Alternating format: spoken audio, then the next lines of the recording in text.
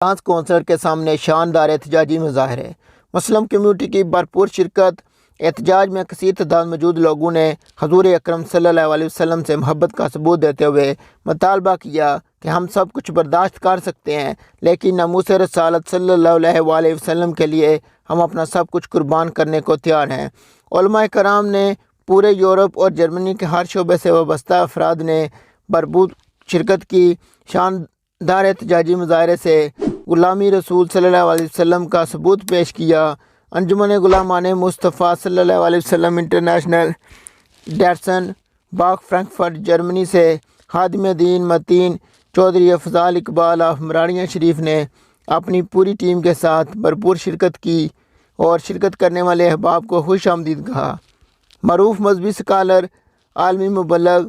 اسلام، آل نبی اولاد علی حضرت صاحبزادہ پیر سید اسناد احمد بخاری آف بیلجیم نے ولولہ گیت خطاب کرتے ہوئے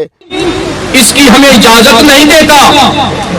ہمارا دین کیا کہتا ہے کہ سیدنا آدم علیہ السلام سے لے کر سیدنا عیسیٰ علیہ السلام تک جتنے نبی رسول آئے ان کے اوپر ایمان لانا، ان کا احترام کرنا ہمارے دین کا حصہ ہے۔ ہمارا دین کیا کہتا ہے کہ قرآن پاک کے علاوہ بھی جتنی آسمانی کتب ہیں، جتنی آسمانی صحائف ہیں، ان کے اوپر ایمان۔ ہمیشہ یہ کوششیں، یہ کاوشیں کی جاتی رہی ہیں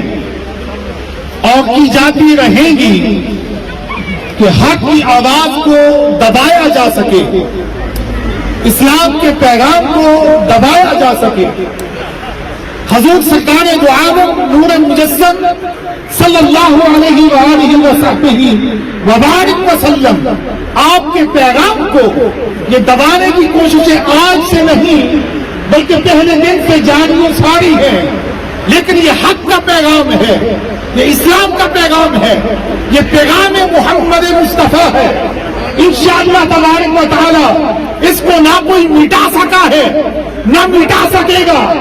یہ بڑھتا رہا ہے، یہ بڑھتا چلا جائے گا، ستیزہ کار رہا ہے ازل سے دائم روز چراغ مصطفی سے شعر بولہبی۔ یہ ہمیشہ سے بولہبی قوتیں اسلام کے پیغام کو، حضور کے پیغام کو، دین کے پیغام کو، قرآن کے پیغام کو، اسلام کے پیغام کو مٹانا چاہتی ہیں، لیکن اللہ کی عزت کی قسم اللہ نے فرمایا کہ واللہ متم نورہ ولو کرہ الکافرون، فرمایا کہ جن کو کتنی بھی تکلیف کیوں نہ ہو جائے اللہ اپنے نور کو ضرور مکمل فرمائے گا انشاءاللہ تبارک و تعالی۔ حضور علیہ السلام کی رحمت کا پیغام، حضور کا پیغام امن، حضور کا پیغام اخوت، حضور کا پیغام محبت انشاءاللہ تبارک و تعالی یہ بڑھتا رہا ہے۔ یہ کانفلینٹ والے بھی سن لیں، یہ فرانس والے بھی سن لیں کہ جو نام نہاد آزادی اظہار کے نام کے اوپر یہ اسلام کے اوپر بلیم کرنا چاہتے ہیں، سرکار دو عالم صلی اللہ علیہ وسلم کی تعلیمات کو ناؤزباللہ نفی کرنا چاہتے ہیں، یہ کبھی کم نہیں ہوگی، یہ قافلہ بڑھتا رہا ہے، انشاءاللہ قیامت تک بڑھتا چلا جائے گا حضور کے نام کو۔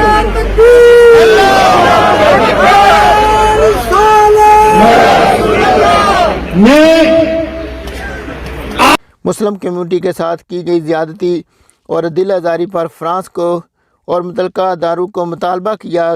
کہ اس سدباب کیا جائے، ورنہ ہم اپنے نبی کریم صلی اللہ علیہ وسلم کی نموز پر اپنا سب کچھ قربان کرنے کے لیے تیار ہیں۔